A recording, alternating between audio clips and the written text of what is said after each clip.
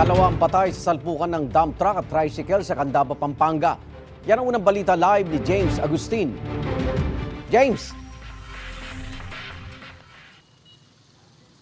Limang sakay ng tricycle ang pinakanapuruhan matapos silang maaksidente at makabangga ng isang dump truck. Dito po yan sa Candaba, Pampanga kagabi. Dalawa yung nasawi dito sa aksidente, dalawa naman yung nanatiling kritikal sa ospital habang isa ang sugatan. Tulong-tulong ang mga otoridad para iligtas sa mga sakay ng tricycle na nakabanggaan ng dump truck sa Candaba, Baliwag Road sa Pampanga alas 8:40 kagabi. Ang 47 taong gulang na lalaki na pasero ng tricycle na isugod pa sa ospital pero dineklarang dead on arrival. Dead on the spot naman ang 5 taong gulang na batang babae. 3 kaanak niya ang nasa ospital. Kritikal ang amang tricycle driver at kapatid na 2 taong gulang na lalaki. Ang ina nagtamo ng mga sugat sa iba't ibang bahagi ng katawan. Rumisponde kami, nadat na namin doon. Isang bata, nakatihaya na, patay na. Yung driver nasa gilid, yung 4 nakatihaya. Yung isa nakaipit sa motor, sa sidecar. Yung isang pasahero. Tapos, pinatras namin yung truck, binunot namin yung isang pasyente.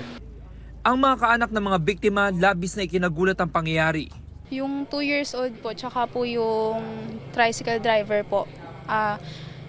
Ano po sila ngayon sa critical po sa ospital kasi kailangan po nilang maoperahan agad dahil daw po sa nila sa may dugo daw po na sa utak nila.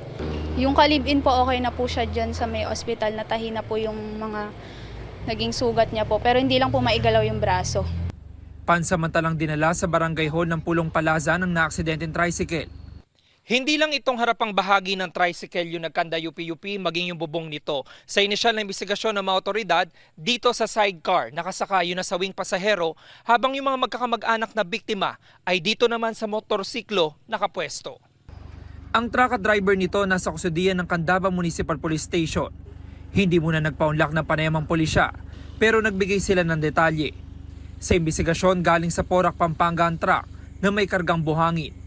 Ang tricycle naman, galing Baliwag, Bulacan at papuntang Candaba, Pampanga. Binabagtas ang 2 sasakyan na magkabilang lane ng kalsada nang bigla umanong mag-U-turn ng tricycle, dahilan para makabanggaan ito ang truck. Nakaladkad pa ng ilang metro ang tricycle. Ayon sa truck driver, mabagal lang ang takbo niya. Biglang lumiko yung tricycle. Kaya doon nabangga ako, sir. Nakita niyo, sir? Napaparating siya. Ganyan na lang nung bigla lumiko. Wala na isang pa yung layo. Humihingi akong dispensa sa kanila. Aksidente kasi hindi ko rin kagustuhan yung gano'n. Maharap ang truck driver sa reklamong reckless imprudence resulting in multiple homicide, multiple physical injuries and damage to properties. Nananawagan naman ng tulong ang mga kaanak ng mga biktima. Samantala, inihanda na ng pulisya yung mga dokumento para maisampa ngayong araw yung reklamo laban doon sa truck driver. Yan ang unang balita mula rito sa Candaba, Pampanga. Ako po si James Agustin para sa GMA Integrated News. Igan, mauna ka sa mga balita. Mag-subscribe sa GMA Integrated News sa YouTube. Sa mga kapuso abroad, subaybayan nyo kami sa GMA Pinoy TV at sa www.gmanews.tv.